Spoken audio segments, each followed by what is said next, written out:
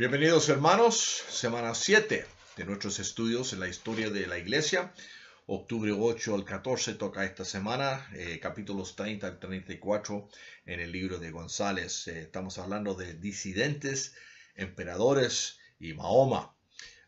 Lectura bíblica, Juan 16, 33, simplemente dice así: estas cosas os he hablado para que en mí tengáis paz.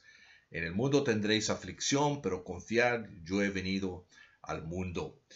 Jesús promete aflicción, promete tribulaciones. Es algo que ha ocurrido en toda la historia, nos ocurre a todos. Alguna vez en nuestra vida vamos a tener tribulaciones, aflicciones. Ahora, no debemos confundir nuestra situación con la gran tribulación, sea cuando sea que eso venga.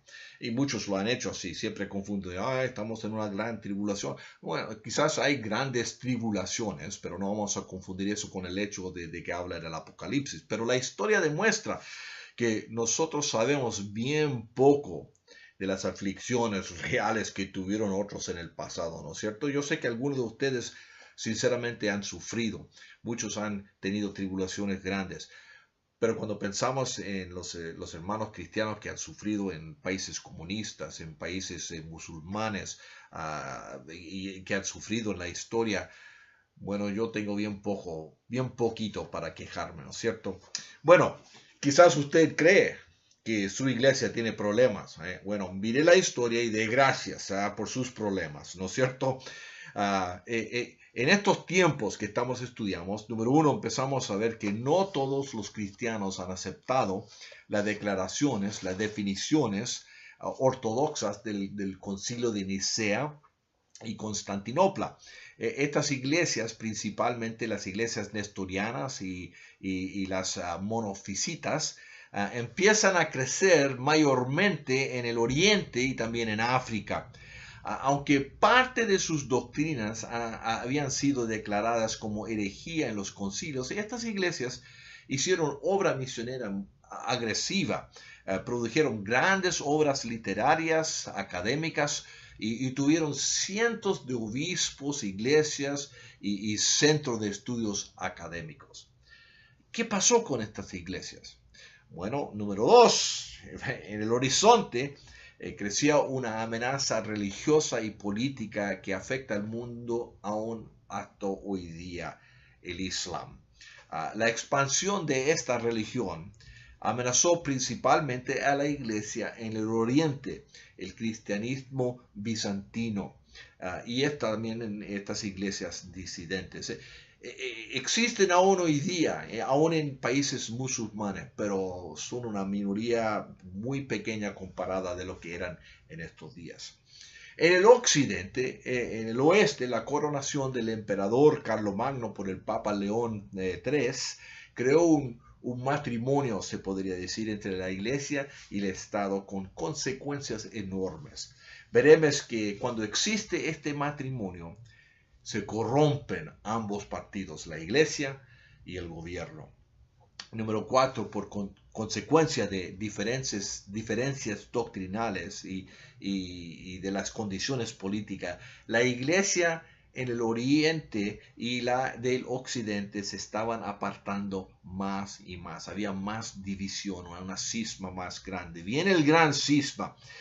Recuerden las diferencias que hablamos en la semana 5 entre filosofía, prácticas, actitudes y teologías del oriente y del occidente. Entonces, eran de culturas y cosmovisiones diferentes. Entonces, hay una separación que después va a haber una cisma hasta hoy día.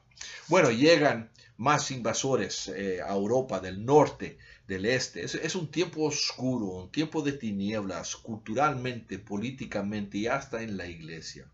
Pero a pesar de esas dificultades internas y las dificultades externas de la iglesia, la actividad teológica y misionera no se detiene. Y por si todo esto no fuera suficiente, el papado experimenta un tiempo de gran decadencia. Preguntas para hacerse, para reflejar durante estos tiempos de lectura mientras están leyendo. ¿Por qué sobrevivió y creció el nestorianismo? ¿Por qué y cómo nació el Islam y cómo creció tan rápidamente? Realmente fue una expansión geográfica increíble.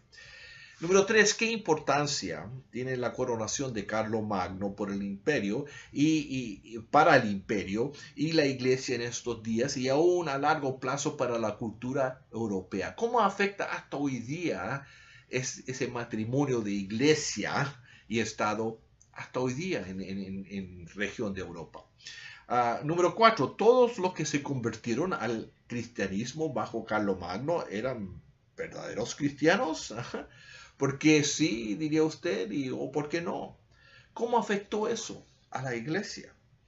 Número 5, ¿cuál es una de las diferencias de la manera de entender la Trinidad entre la iglesia oriental y la iglesia occidental? Ambos creen en la Trinidad, pero lo expresan y enfatizan de forma diferente. ¿Cuáles son las diferencias? ¿Cuáles son algunas de las otras diferencias entre estas dos iglesias?